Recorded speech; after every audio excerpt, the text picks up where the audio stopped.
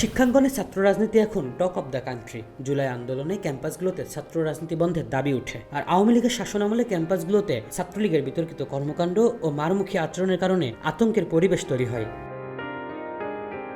ক্যাম্পাসে দলীয় রাজনীতি বন্ধ নিয়ে শিক্ষার্থীদের মাঝে রয়েছে নানা মত। বিশ্ববিদ্যালয় প্রশাসনও ছাত্র রাজনীতি বন্ধের বিষয়টি পর্যালোচনা করছে।